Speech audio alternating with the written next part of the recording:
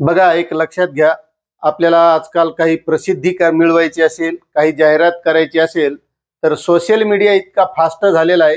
कारण प्रत्येकाच्या हातात मोबाईल आहे आणि त्यापासून बरेचसे धोके आहेत.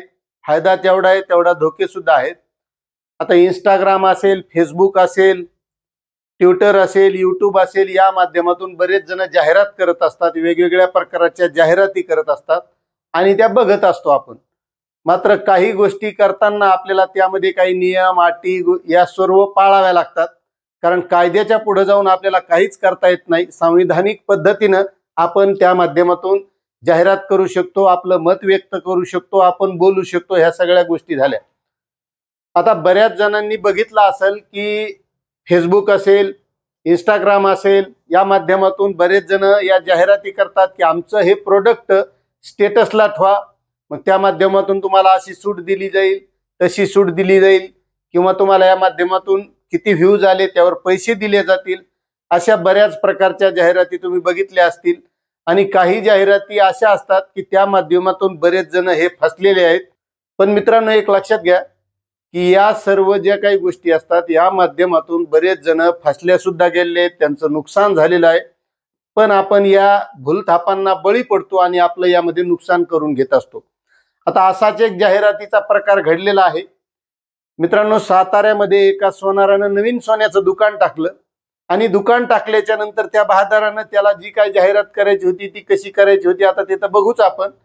पण त्यानं जाहिरात अशी टाकली इंस्टाग्रामवर की आमच्या दुकानाची जाहिरातीचं स्टेटस जे ठेवील अशा महिलांना 1 ग्राम ज्वेलरी मोफत मिळेल अशी जाहिरात टाकली. त्याचा एक वार ठरवला आणि ज्या महिलांना 50 व्ह्यूज येतील अशा पहिल्या 1000 महिलांना 1 ग्राम ज्वेलरी ही मोफत देण्याची त्यानं जाहिरात टाकली. आता महिला सोनं म्हणल्यावर माहिती आहे तुम्हाला, सोनं म्हणजे लाखाच्या पुढे गेले तरी महिलाची काय हाव सुटणं, ते घ्यावाच वाटायले. घेणं तर शक्यच नाही आणि शेतकरी तर घेऊच शकत नाही. मात्र त्या महिलांनी त्या दुकानदाराची जाहिरात ठेवली आणि मग ज्या ज्या महिलांना 50 व्ह्यूज आले अशा महिला त्या दुकानदाराकडे त्या ज्या सांगितलेल्या दिवशी तिथं हजर झाल्या.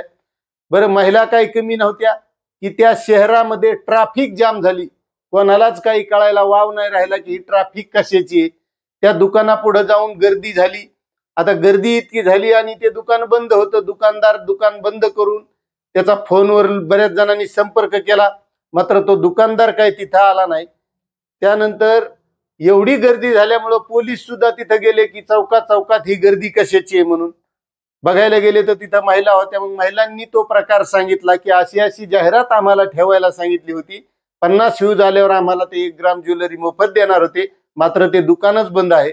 हा प्रकार सगळा पोलिसांच्या लक्षात आल्याच्या नंतर मग पोलिसांनी त्यांच्याशी संपर्क केला. मात्र तशी कोणी पोलिसांकडे तक्रार दिली नव्हती. मात्र तिथं गर्दी झाल्यामुळं मग त्या दुकानदाराशी संपर्क केला आणि त्या दुकानदाराला पोलिसांनी पकडलं आणि या महिलांची एक फसवणूक झाल्यासारखा प्रकार झालाय.